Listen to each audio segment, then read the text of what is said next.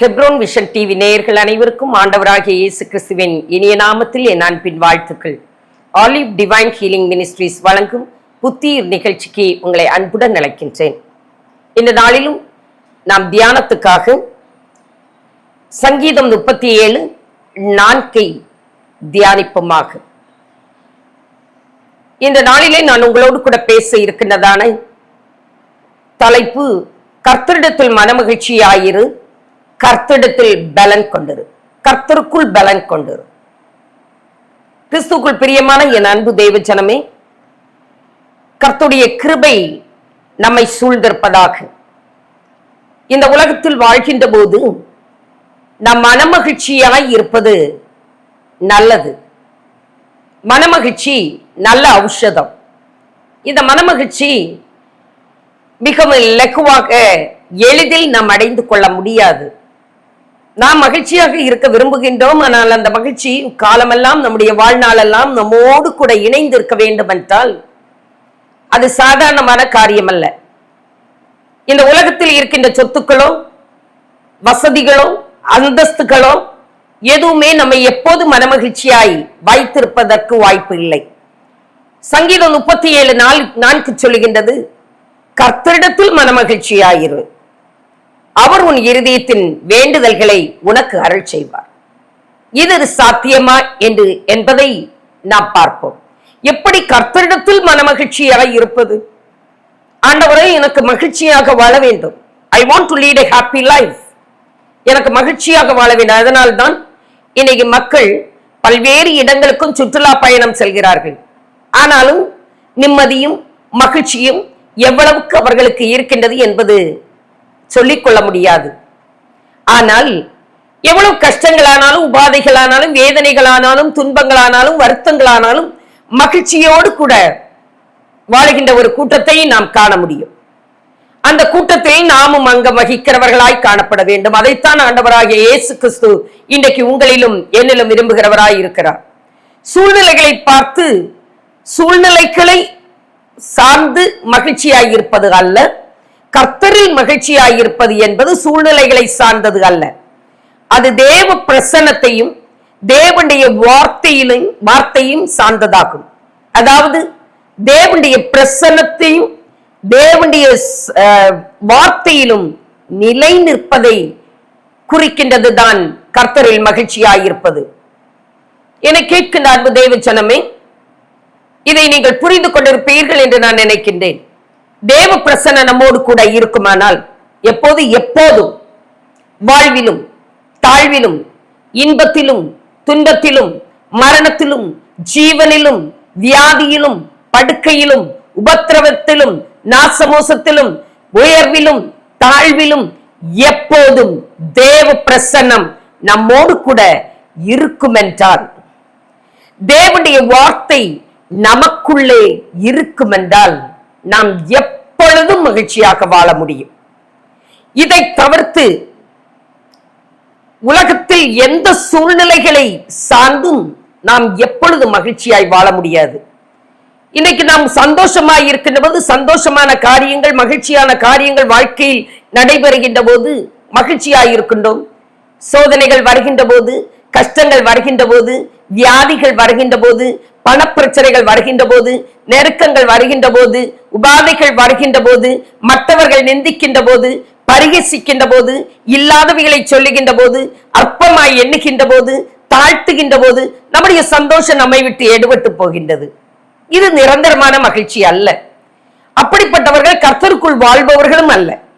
நம்முடைய வாழ்க்கை கர்த்தருக்குள் வாழ்கின்ற ஒரு வாழ்க்கையாய் இருக்கும் என்றால், அதைத்தான் பிலிப்பியர் 4:1 பவுல் சொல்லுகின்றார், கர்த்தருக்குள் நிலைத்திருங்கள். ஆண்டவருக்குள் நிலைத்திருக்கின்ற நீங்கள், நாம் ஆண்டவருக்குள் நிலைத்திருக்கின்றோம் என்று சொன்னால் தேவ பிரசன்னம் நமக்குள் நிலைத்திருக்கும், எப்பொழுதும் நிலைத்திருக்கும். அதனால்தான் அப்போஸ்தலனாகிய பவுல் சொல்லுகின்றார், கிறிஸ்துவின் அன்பை விட்டு என்னை பிரிப்பவன் யார்? உபத்திரவமோ, வியாகுலமோ, துன்பமோ, பசியோ, நாசமோசமோ, பட்டயமோ, இவை எல்லாவற்றிலேயும் நாம் நம்மில் அன்பு கூறுகிறவராலே முற்றிலும் ஜெயம் கொள்ளுகிறவர்களாய் இருக்கிறோம். மரணமானாலும் ஜீவனானாலும் தேவதூதர்களானாலும் அதிகாரங்களானாலும் வல்லமைகளானாலும் நிகழ்காரியங்களானாலும் வருங்காரியங்களானாலும் மரணமானாலும் ஜீவனான உயர்வானாலும் தாழ்வானாலும் வேறு எந்த சிருஷ்டியானாலும் கிறிஸ்துவின் அன்பை விட்டு நம்மை பிரிக்க மாட்டாது என்று நிச்சயித்திருக்கிறோம் என்று சொல்லுகிறார். எவ்வளவு பெரிதான நிச்சயம் பாருங்கள்.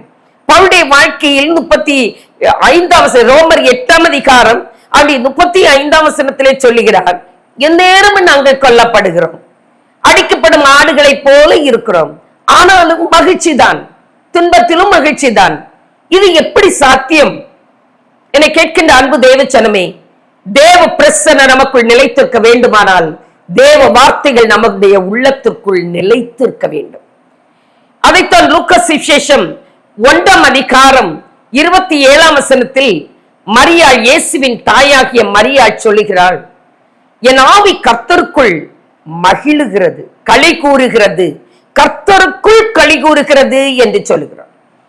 அவள் கர்த்தருக்குள் களி கூறுகிறது என்று சொல்லுகிறதற்கு ஒரு காரியம் உண்டு. மரியாளை குறித்து பார்க்கின்ற போது நாம் சந்தோஷப்படுவோம்.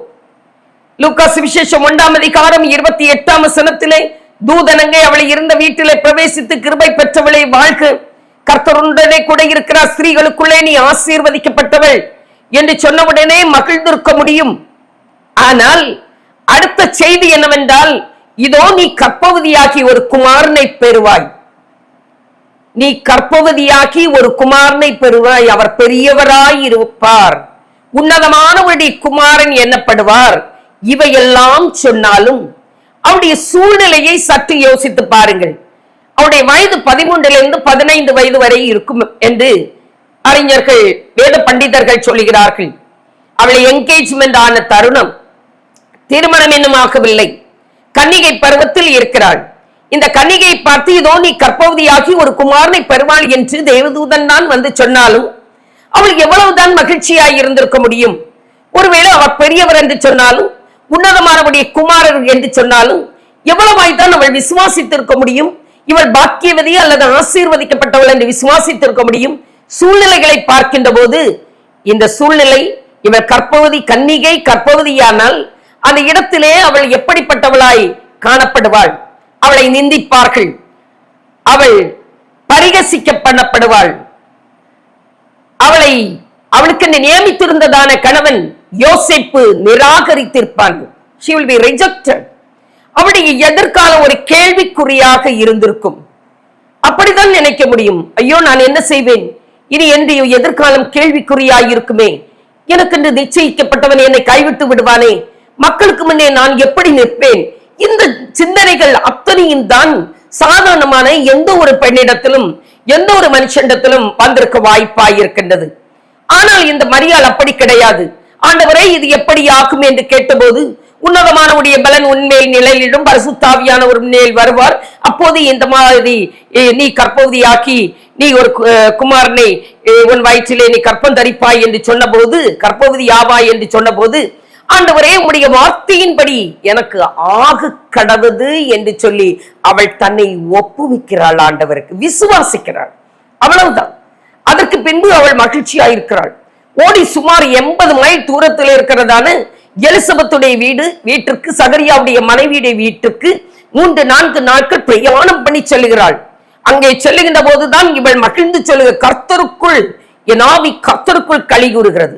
இந்த உலகத்தின் சூழ்நிலைகளை நான் பார்ப்பதில்லை, மனுஷன் எது வேண்டுமானாலும் சொல்லட்டும், நான் கர்ப்பவதியா கன்னிகை கர்ப்பவதியாகின்ற போது எது வேண்டுமானாலும் சொல்லட்டும், இது ஆண்டவருடைய வார்த்தை.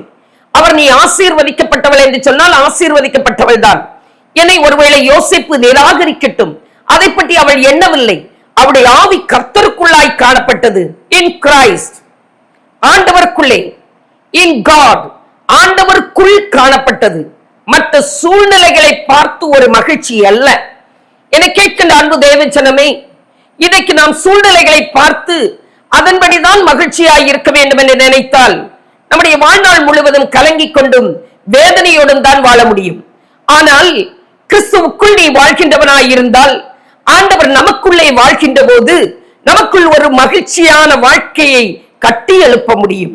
நம்மை சார்ந்தவர்களும் அந்த மகிழ்ச்சியான வாழ்க்கைக்குள்ளே வாழ முடியும். அதற்கு தேவையானது ஆண்டவருடைய வார்த்தையை ஏற்றுக்கொள்வதும் அதை விசுவாசிப்பதும் தான். மரியாள் அதைத்தான் சொன்னாள். இதோ நான் ஆண்டவருக்கு அடிமை, உடைய வார்த்தையின்படி எனக்கு ஆக கடவது என்று சொல்ல மட்டுமல்லாமல் லூக்காஸ் விசேஷம் 1 அதிகாரம் 48 வசனத்திலே அவள் சொல்லுகிறாள், இது முதல் எல்லா சந்ததிகளும் என்னை பாக்கியவதி என்பார்கள். சாதாரணமான அவநம்பிக்கை உள்ள ஒரு பெண் என்றால், ஐயோ இன்றோடு என் வாழ்க்கை தொலைந்தது, நான் நிந்திக்கப்படுவேனே, பரிகசிக்கப்படுவேன் என்று நினைத்தாள். ஆனால் அதையெல்லாம் அவளுக்கு சிந்தை கிடையாது.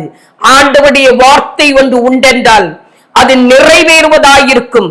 சூழ்நிலைகள் அசாத்தியமானதாயிருக்கலாம், சூழ்நிலைகள் நம்மை வெட்கப்படுத்துவது போல் தோன்றலாம், சூழ்நிலைகள் நம்மை தாழ்த்துவது போல் தோன்றலாம், சூழ்நிலைகள் நம்மை பள்ளத்தில் தள்ளிவிடுவது போல் தோன்றலாம். நோ, அதுவல்ல. கர்த்தர் நீ ஆசீர்வதிக்கப்பட்டவள் என்று சொன்னால் ஆசீர்வதிக்கப்பட்டவளே, அவள் அதை மட்டும் தான் விசுவாசித்தாள். ஸ்திரீகளுக்குள்ளே எல்லா சந்ததிகளும் என்னை பாக்கியவதி என்பார்கள், ஸ்திரீகளுக்குள்ளே நான் ஆசீர்வதிக்கப்பட்டவளாய் இருப்பேன் என்று அவள் விசுவாசித்தாள். நாமும் நம்முடைய வாழ்க்கையிலே கர்த்தருடைய வார்த்தையை விசுவாசிப்போம் என்றால் கர்த்தருக்குள் நம்முடைய ஆவியும் கர்த்தருக்குள் களிகூறுகிறதாய் காணப்படும். மரியாள் களிகூர்ந்ததை போல, பவுல் களிகூர்ந்ததை போல நாமும் களிகூற முடியும். ஆபிரகாமை குறித்து பாருங்கள். ரோமருக்கு அப்போஸ்தலனாகிய பவுல் ரோமருக்கு எழுதின நிருபத்தில் 4 அதிகாரம் 18 வசனத்திலே சொல்லுகின்றார், கர்த்தருடைய வார்த்தையை நம்புகிறதற்கு ஏதுவில்லாதிருந்தும் அதை நம்பிக்கையோடு விசுவாசித்தான். ரோமர் 4 அதிகாரம் 19 வசனத்தில் ஆபிரகாம் தன் சரீரம் செத்து போனதையும் சாராளுடைய கற்பம் செத்து போனதையும் எண்ணாதிருந்தான். சில நேரங்களிலே சூழ்நிலைகளை நாம் எண்ணக்கூடாது. நமக்கு பாசிட்டிவா வரக்கூடிய ஒரு சூழ்நிலை போல் நமக்கு தோன்றாது.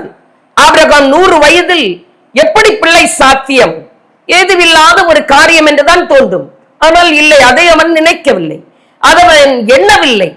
இன்றைக்கு உங்களுடைய வாழ்க்கையில உங்களால் முடியாது என்று நினைக்கலாம். இந்த வியாதியில் இன்று நான் விடுதலை பெறுவேனோ, அல்லது என்னுடைய குடும்பம் கட்டப்படுமோ, என்றைக்கு இந்த தாழ்விலிருந்து நான் உயர்த்தப்படுவேன், இது முடியுமா, முடியாதே, என்றைக்கும் கவலையாய் நாம் வாழ்ந்து கொண்டிருக்கிறோம் என்றால் கர்த்தருக்குள் மகிழ்ச்சியாய் இருக்க கற்றுக்கொள்ளுங்கள். ஆபிரகாம் விசுவாசித்தான். விசுவாசியுங்கள், கர்த்தர் உங்களோடு கூட இருக்கிறார். என் ஆண்டவர் என்னோடு கூட இருக்கிறவர் பெரியவர். அவர் தேவாலயத்திலும் பெரியவர், சாலமோனிலும் பெரியவர், யோனாவிலும் பெரியவர். அவர் எல்லாரும் தேவர்களுக்கும் மேலானவர், எல்லா தேவர்களிலும் பெரியவர். அவருடைய உண்மை பெரியது, அவருடைய தயை பெரியது, அவருடைய கிருபை பெரியது, அவருடைய ஐஸ்வர்யம் பெரியது, அவருடைய இரக்கம் பெரியது. அப்படியானால் நம்மை இரட்சித்த ஆண்டவர் நமக்குள் வாசம் பண்ணுகின்ற போது நீங்கள் காண்கின்றது சூழ்நிலைகளை காண்கின்றீர்களா, ஆண்டவரை காண்கின்றீர்களா? நமக்குள் வாசம் பண்ணுகிறவர். ஒன்று இன்றைக்கு சொல்லிக் கொள்ளுங்கள், நீங்கள் காண்கின்ற சூழ்நிலைகளுக்கு முன்னே என் இயேசு என்னோடு கூட இருக்கிறார், அவர் பெரியவராய் இருக்கிறார், அவர் இருக்கிறபடியால் நான் மகிழ்ச்சியாயிருப்பேன். ஒருவேளை வியாதியாயிருக்கலாம், நோ, அது என்னை மேற்கொள்ளாது. இவை எல்லாவற்றிலேயும் முற்றிலும் நாம் ஜெயம் கொள்ளுகிறவர்களாய் இருக்கிறோம் என்பதுதான் பவுலுடைய வார்த்தையாய் இருக்கிறது. ஜெயம் கொண்டவராயும் காணப்பட்டார். என்னை கேட்கின்ற அன்பு தேவ ஜனமே, கர்த்தருக்குள் மகிழ்ச்சியாய் இருக்க கற்றுக்கொள்ளுங்கள். அந்த வாழ்க்கை நம் ஒவ்வொருவருக்கும் தேவை. அதை டார்லின் டைபர் ரோஸ் என்கிற ஒரு நபருடைய வாழ்க்கையில் இருந்து ஆண்டவருக்குள் அவர்கள் எப்படி மகிழ்ச்சியாய் இருந்தார்கள் என்பதை நாம் அறிந்து கொள்ள முடியும். இவர்கள் ஒரு அமெரிக்க மிஷனரி நியூ கினியாவிலே சென்றபோது அங்கே ஒரு கேம்பில், ஜப்பானீஸ் கேம்பிலை வைத்து அவர்கள் பிடிக்கப்படுகிறார்கள், சிறைபிடிக்கப்படுகிறார்கள், கைதியாக்கி சிறையில் அடைத்து பட்டினியாக, சாப்பாடு கிடையாது, அடிக்கின்றார்கள், உதைக்கின்றார்கள். தன்னுடைய கணவன் மரித்து போகிறார் சிறையில் வைத்து. இப்படிப்பட்ட சூழ்நிலைகள், இவர்களால் நின்று பிடிக்க முடியாத சூழ்நிலைகள் எல்லாம் ஏற்படுகிறது. டிசென்ட்ரி, மலேரியா, பலவிதமான நோய்கள் தாக்குகின்றது. ஆனாலும் அந்த சிறை கூடத்திலே தனிமையாக இருக்கின்ற போதும் ஆண்டவருடைய பாடல்களை பாடிக்கொண்டிருந்தார்களாம் இந்த அமெரிக்கன் மிஷனரி. இது எப்படி சாத்தியம்? இவர்களுக்கு இந்த சிறை அவர்களுடைய கண்களுக்கு முன் இல்லை. கணவன் மரித்து போனதும் கண்களுக்கு முன் இல்லை. அவர்கள் படுகிற உபாதைகள், வேதனைகள் ஒன்றும் கண்களுக்கு முன் இல்லை. அவர்களுக்குள் இருப்பவரை கண்டார்கள். அந்த பிரசன்னம் கூட இருக்கின்ற போது, அந்த தேவ அன்பு, அந்த தேவ பிரசன்னம் இருக்கின்ற போது, எல்லாவற்றுக்கும் மேலானது என்னோடு இருக்கின்றது என்கின்ற ஒரு நம்பிக்கை அவர்களுக்குள் இருந்திருக்க வேண்டும். என்றால் மட்டுமே இந்த துன்பத்தின் நடுவிலே பாடல் பாட முடியும். நாம் சந்தோஷமாய் இருக்கின்ற போது பாடல் பாடுகின்றோம், ஆனால் சிறையில் பாட முடியுமா? வேதனையின் மத்தியிலே பாட முடியுமா? இந்த சகோதரி சிறையிலே மிகவும் உபத்திரவப்பட்ட போது ஆண்டவரை துதித்து பாடுகிறார்கள். இது எப்படி என்று கேட்கின்ற போது, the secret is God is in me and not me. நான் அல்ல. இந்த difficult circumstances, இந்த கஷ்டமான சூழ்நிலைகளில் நான் அல்ல, கிறிஸ்து எனக்குள் இருக்கிறார், ஆண்டவர் எனக்குள் இருக்கிறார். இதுதான் ரகசியம் என்று சொல்லுகிறார்கள். அவர்கள் காண்கின்றது தேவ பிரசன்னத்தை, தேவ வார்த்தையை மட்டுமே.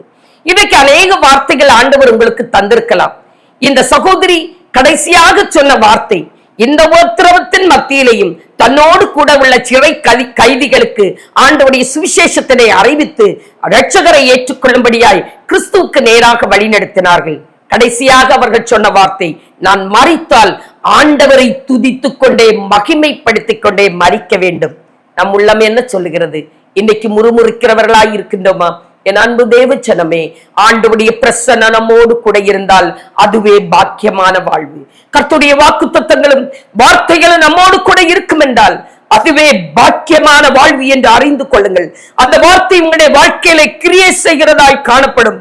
சூழ்நிலைகள் அல்ல, சூழ்நிலைகளை வெல்லுகிறதற்கு தேவனுடைய வார்த்தை போதுமானது. எத்தனை தேவனுடைய வார்த்தைகளை உங்களுடைய வாழ்க்கையிலே ஆண்டவர் கொடுத்திருப்பார், உங்களை தேற்றி இருப்பார், உங்களுடைய எதிர்காலத்தை குறித்து பேசி இருப்பார், அவைகளால் உணர்த்தப்பட்டிருப்பீர்கள். ஆனாலும் இவ்வளவு பெரியவரின் மகத்துவமான வார்த்தைகளை நாம் விசுவாசிக்கவில்லை என்றால் நாம் கர்த்தருக்குள் மகிழ்ச்சியாய் வாழ முடியாது.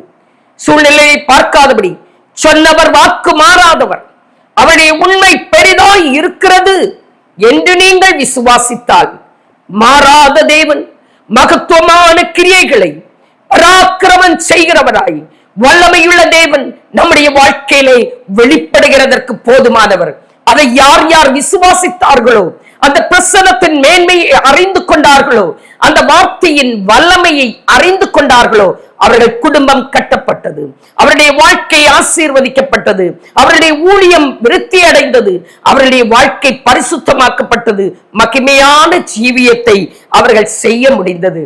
கிறிஸ்துவுக்குள் பிரியமான என் அன்பு தேவச்சனமே, இந்த நாளிலே நாம் ஒன்று அறிந்து கொள்ள வேண்டும். கர்த்தருக்குள் மகிழ்ச்சியாயிருக்க கற்றுக்கொள்ள வேண்டும். ஆண்டவரே, உம்முடைய பிரசனம் எனக்கு போதும், உம்முடைய வார்த்தை எனக்கு போதும். வேற என்ன இருக்கிறதா? வீடு இருக்கிறதா? கல்வி இருக்கிறதா? சுகம் இருக்கிறதா? பந்துக்கள் இருக்கிறார்களா?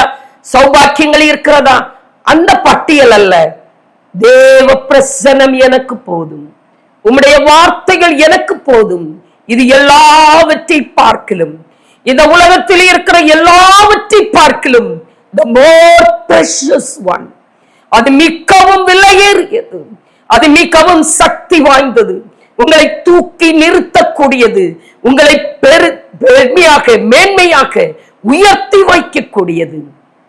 அதை நீங்கள் நம்பி விசுவாசத்தோடு கூட இந்த மரியாள் செய்ததை போல, பவுலுடைய வாழ்க்கையை போல, ஆபிரகாமுடைய வாழ்க்கையை போல நம்புகிறதற்கு ஏதுவில்லாதிருக்கிறதையும் தேவனுடைய வார்த்தையின் மீது நம்பிக்கை வைக்கிறவர்களாய் வீணானதை எண்ணாதபடி தேவனுடைய வார்த்தையின் மீது விசுவாசம் வையுங்கள்.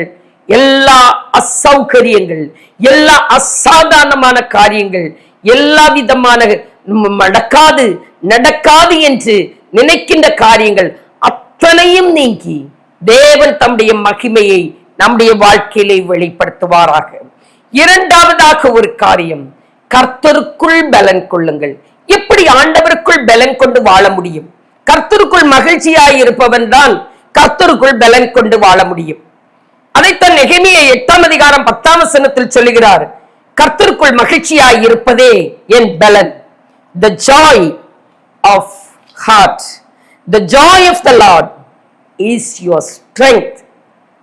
The joy of the Lord is your strength என்று சொல்லுகிறார். இஸ்ரவேல் ஜனங்களை பார்த்து, கர்த்தருக்குள் மகிழ்ச்சியாயிருப்பதே என் பலன். நாம் மற்ற காரியங்களை எண்ணிக்கொண்டிருந்தால் கர்த்தருக்குள் மகிழ்ச்சியாய் இருக்க முடியாது. நாம் பலனற்றவர்களாய் போய்விடுவோம். எவ்வளவுக்கு நாம் மகிழ்ச்சியற்றவர்களாய் மாறுகின்றோமோ அவ்வளவுக்கு வியாதியுற்றவர்களாய், பலவீனமுற்றவர்களாய், ஆரோக்கியம் இழந்தவர்களாய் நாம் தாழ்ந்து போவோமே தவிர உயர்த்தப்பட்டவர்களாய் வர முடியாது. எனவே கர்த்தருக்குள் மகிழ்ச்சியாய் இருக்கிற நீ, இரண்டாவது முக்கியமான காரியம், இக்கர்த்தருக்குள் பலனுடையவனாய் வாழ முடியும். தாவீது சொல்லும் போது சொல்லுகிறார், எவ்வளவோ உபத்திரவத்தின் மத்தியிலையும் உம்மாலே ஒரு சேனைக்குள் பாய்ந்து போவேன், உம்மாலே ஒரு மதிலை தாண்டுவேன். எப்படி இது சாத்தியம்? யாருடைய உதவியோடு கூட? தேவ பலன் அவருக்குள் இருக்கிறது. கர்த்தர் அவரோடு கூட இருக்கிறார்.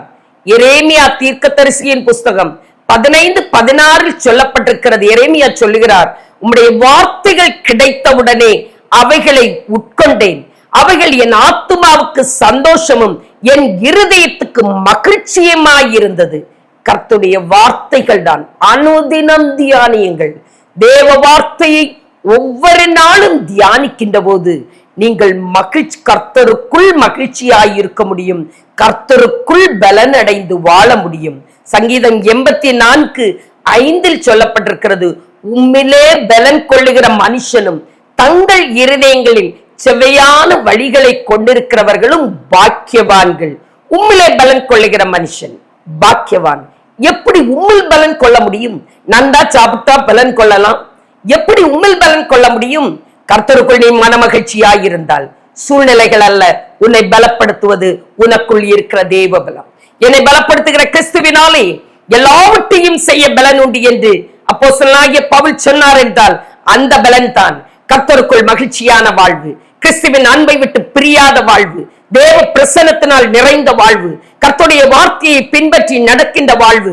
அந்த வாழ்வு யார் யாருக்கு இருக்கின்றதோ அவர்களுடைய வாழ்க்கை பலனுள்ள வாழ்க்கையாய் காணப்படும். நாம் ஒருபோதும் நலிந்தவர்கள் அல்ல. ஆண்டவர் நமக்குள் இருக்கின்ற போது நாம் பலசாலிகளாகவே காணப்படுவோம். அந்த வேத வசனத்தின் சங்கீதம் 84 5 வசனம் இப்படி சொல்லுகிற, உம்மில் பலன் கொள்ளுகிற மனுஷன். 6 வசனம் சொல்லுகிறது, அழுகையின் பள்ளத்தாக்கை அவர்கள் உருவ நடந்து அதை நீரூட்டாக்கிக் கொள்ளுகிறார்கள், மழையும் குளங்களை நிரப்பும் என்று. அழுகையின் பள்ளத்தாக்கை உருவ நடந்து அதை நீரூட்டாக்கிக் கொள்ளுகிறார்கள். யார்? கர்த்தருடைய பலன் உள்ளவர்கள். அவருடைய வாழ்க்கையிலே அழுகையின் பள்ளத்தாக்கு என்பது நிரந்தரமானது அல்ல. நீ செல்லுகின்ற பாதையில வரக்கூடியதான ஒரு வழிதான். அந்த பாதை வழியா நீ கடந்து செல்லுகிறாய். ஆனால் அது நிரந்தரமானது அல்ல. நித்திய மகிழ்ச்சி தேவ சமூகத்தில் இருக்கிறது. சங்கீதம் 16:12 அதைத்தான் சொல்லுகிறது, ஜீவ மார்க்கத்தை எனக்கு தருவீர், உம்முடைய சமூகத்தில் பரிபூர்ண ஆனந்தமும் உம்முடைய வலது பாரசத்தில் நித்திய பேரின்பமும் உண்டு. அந்த நித்திய பேரின்பத்திற்கு நேராக அவர் வழி நடத்தி செல்லுகின்ற போது வழியிலே பள்ளத்தாக்குகள், அழுகையின் பள்ளத்தாக்குகள், தேவனுடைய பலம் இருக்கின்ற போது இந்த எல்லா பள்ளத்தாக்குகளும் அழுகையோடு நாம் செல்லுகிறது. கண்ணீரோடு விதைக்கிற நாம் கம்பீரத்தோடு ஆர்க்க முடியும். நம்முடைய கண்ணீர்கள் ஒருவேளை வேதனையினால், கஷ்டங்களினால், நெருக்கங்களினால் அப்படிப்பட்ட ஒரு பள்ளத்தாக்கிலே நாம் இன்றைக்கு கடந்து சென்று போய்கொண்டிருக்கிறோம் என்றால் அதை நீரூட்டாக்கிக் கொள்ளுகிறதற்கு, அதை பயனுள்ளதாய் மாற்றுகிறதற்கு தேவ பலத்தினால் முடியும். அவர்கள்தான் சங்கீதம் 84:7 வசனம் சொல்லுகிறது, அவர்கள் பலத்தின் மேல் பலன் அடைந்து சீயோனிலே தேவ சந்நிதியில் வந்து காணப்படுவார்கள். கடைசியிலே தேவ சந்நிதியிலே நாம் போய் சேர வேண்டுமானால் கர்த்தருக்குள் மகிழ்ச்சியாயிருந்து தேவ பலனோடு இந்த உலகத்தில் வாழ்ந்தால் மட்டுமே அழுகையின் பள்ளத்தாக்கை நாம் உருவ நடந்து அதை நீரூட்டாக்கி கொண்டு நாம் பலத்தின் மேல் பலன் அடைந்து ஒவ்வொரு நாளும் புது பலனோடு, ஒவ்வொரு நாளும் புது கிருபைகளோடு நாம் தேவ சன்னிதானத்திலே, சீயோனிலே தேவ சந்நிதியில் நாம் போய் சேர முடியும். என்னை கேட்கின்ற அன்பு தேவ ஜனமே, நம்முடைய ஓட்டம் விரதாவாயிராதபடி தேவ சந்நிதியில் சென்று சேரத்தக்கதாக இந்த உலகத்தின் சூழ்நிலைகளை பாராதபடி இந்த சூழ்நிலைகளை பார்த்து மகிழ்ச்சியாய் வாழ வேண்டும் என்கின்ற சிந்தையை விட்டு, ஆண்டவரே உம்முடைய பிரசன்னம் எனக்கு தேவை, நீர் எனக்கு கொடுத்த வார்த்தைகளை நான் விசுவாசிக்கின்றேன். ஸ்ரீயானவள் தன் கற்பத்தின் பாலகனை மறப்பாளோ? அவள் மறந்தாலும் நான் உன்னை மறப்பதில்லை என்று சொன்ன தேவன், திக்கற்றவர்களை கைவிடாத தேவன் நம்மோடு கூட இருக்கிறார், எப்போதும் இருக்கிறார். எல்லா உத்தரவத்தின் பாதையிலும் தேவ பிரசன்னத்தை உணர்ந்து கொள்ளுங்கள். கர்த்தர் உங்களுக்கு கொடுத்ததான வாக்கு தத்தத்தை நினைத்து அதை விசுவாசியுங்கள். இந்த 2 காரியம், தேவ பிரசன்னம் எப்போதும் உங்களோடு கூட இருக்கட்டும். கர்த்தருடைய வார்த்தை எப்போதும் உங்கள் வாழ்க்கையிலே கிரியை செய்வதாயிருப்பதற்கு அதை விசுவாசியுங்கள். விசுவாசித்து இறுகப்பட்டிக் கொண்டு ஆண்டவருடைய நம்முடைய ஆவி மரியாளை போல கர்த்தருக்குள் களி கூறுகிறதாய் காணப்படட்டும். அந்த மகிழ்ச்சியினால் தேவ பலனை பெற்றுக்கொண்டு பலத்தின் மேல் பலன் அடைந்து சீயோனிலே நாம் தேவ சந்நிதியில் சென்று சேர்வோமாக. இந்த உலகத்திலே கர்த்தருக்குள் பிரயாசப்படுகிறவர்களாய், கர்த்தருக்குள் மகிழ்ச்சி, கர்த்தருக்குள் பலன், கர்த்தருக்குள் பிரயாசப்படுகிறவர்களாய் நாம் காணப்பட்டு தேவ பலனை பெற்றுக் கொள்ள வேண்டும். அதைத்தான் ரோமர் 16ஆம் அதிகாரம் 12ஆம் வசனம் சொல்லுகிறது. கர்த்தருக்குள் பிரயாசப்பட்ட திரிபேனால் திரிபோசாலை வாழ்த்துங்கள். கர்த்தருக்குள் மிகவும் பிரயாசப்பட்ட பிரியமான பெர்சியாளை வாழ்த்துங்கள். கர்த்தருக்குள் பிரயாசப்பட்ட, இன்றைக்கு உங்களுடைய வாழ்க்கையிலே நீங்கள் கர்த்தருக்குள் பிரயாசப்படுங்கள். யாருடைய அப்ளாஸ், யாருடைய கைத்தட்டுகள், யாருடைய என்கரேஜ்மெண்ட், உற்சாகப்படுத்தல், இவை ஒன்று நமக்கு தேவையில்லை. இவை பார்த்தால் நீங்கள் முன்னேறி செல்ல முடியாது, மகிழ்ச்சியாய் வாழ முடியாது, பலனடைய முடியாது. எது செய்தாலும் கர்த்தருக்காக மகிழ்ச்சியோடு கர்த்தருக்குள் பிரயாசப்படுகிறவர்களாய் நீங்கள் செல்லுகின்ற போது 1 கொரிந்தியர் 15:58 படியே கர்த்தருக்குள் பிரயாசப்படுகிற நம்முடைய பிரயாசம் ஒரு நாளும் விருதாய் போகாது. எபிரேயர் 6:10 சொல்லி இருக்கிறபடியே ஆண்டவர் நம்முடைய பிரயாசத்தை, கர்த்தருக்குள் நாம் படுகிற பிரயாசத்தை அவர் மறக்கிறதற்கு ஒரு நாளும் அநீதி உள்ளவர் அல்ல.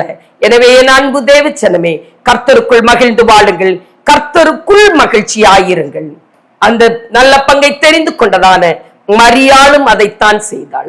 அவளுக்கு பல பிரச்சனைகள் மார்த்தாளை போல் இருந்தாலும் அதை ஒன்றும் அவள் நினைக்கவில்லை.